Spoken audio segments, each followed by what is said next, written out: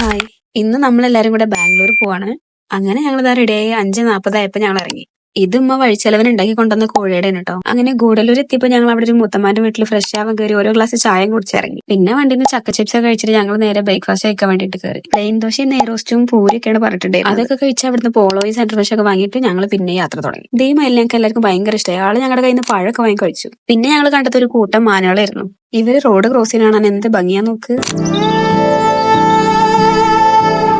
ഇയാള് പിന്നെ വീഡിയോ എടുക്കാന്ന് പറഞ്ഞപ്പോ കുറച്ച് ആറ്റിറ്റ്യൂഡ് ഒക്കെ ഉണ്ടായിരുന്നു. പിന്നെ എന്താ ഒരു മയിലിന് മാനൊക്കെ കണ്ടു കഴിഞ്ഞപ്പോ മൈക്ക് എടുത്തിട്ട് കലാപരിപാടികൾ ആരംഭിച്ചു. പിന്നെ ഒരു ആനനെ കണ്ടിട്ടുണ്ടായിരുന്നു നമ്മള്. സ്നാക്സ് പിന്നെ ഒന്നാ കഴിഞ്ഞ ഒന്നായിട്ട് കഴിച്ചോണ്ടേ ഇരിക്കുന്നുണ്ട്. ബാക്കിൽ എല്ലാവർക്കും ഉറക്കത്തിനും കൂടെ ഇപ്പൊ മുന്നിൽ ഒരാൾ ഇരുന്നത് പാട്ട് വെച്ച് ഡാൻസ് കളിക്കുന്നുണ്ട്.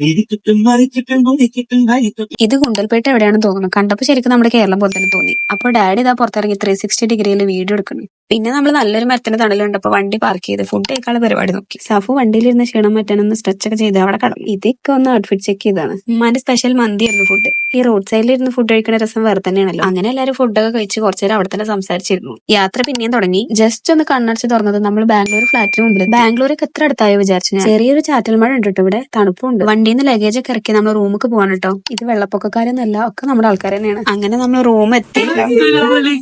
ഇതാണ് നമ്മുടെ വലിയ താത്ത. പക്ഷെ മെയിൻ ആളിതാ ഇതാണ്. ഇവളുടെ ഓരോ കളികൾ കണ്ടിരുന്നിട്ട് നേരം പോയത് അറിഞ്ഞില്ല. ഇനി ഒന്ന് റെസ്റ്റ് എടുക്കണം. അപ്പൊ ബാക്കി വിശേഷമൊക്കെ അടുത്ത വീഡിയോയിൽ കാണാം.